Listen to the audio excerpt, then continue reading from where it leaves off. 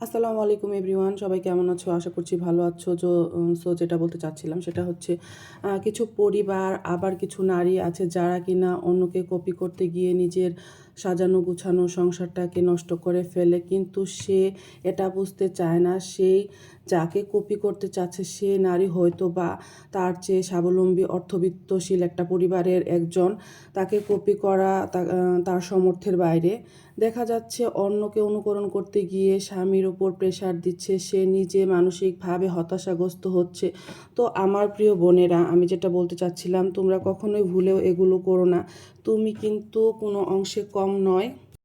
নিজেকে নিজের সামর্থ্যর মধ্যে সাজিয়ে গুছিয়ে তোলা, পরিপাটি থাকা, সবসময় পজিটিভ চিন্তা করা, নিজের মনকে সুন্দর করা, দেখবে তুমি মানসিক শান্তি পাচ্ছ। তেমনি তুমি সেরা, তুমি অনন্যা হয়ে উঠছো।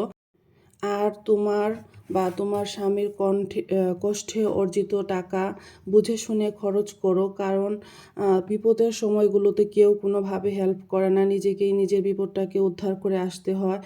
আর একটি মেয়ে চাইলে তার সংসারকে দোজক করে ফেলতে পারে, আবার একটি মেয়ে চাইলেই তার সংসারকে একদম স্বর্গের মতো বানিয়ে ফেলতে পারে।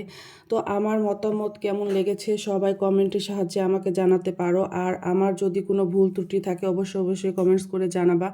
এটা আমি বর্তমান জেনারেশনের মেয়েদেরকে দেখছি, তাই এই কথাটা আমার মানে মনের ভিতরে নাড়া দিয়ে উঠলো, তা আমি বলতে চলে আসলাম। যেহেতু এই জেনারেশনের মেয়েরা কী করছে, যে আজকে একটা ড্রেস পরলাম, সেকেন্ড টাইমে সেটা রিপিট করবে না, বা আজকে একটা ড্রেস পরে ফেসবুকে ফটো আপলোড দিছে, সে এটা আর পুনরায় দিতে চাচ্ছে না। তো দেখা যাচ্ছে এক একটা প্রোগ্রামের জন্য এক একটা ড্রেস কিনছে, বা কোনো এক ভাবি কোনো এক আপুকে দেখে সে ফলো করা শুরু করছে। এটা মোটেও উচিত না। আল্লাহ হাফেজ।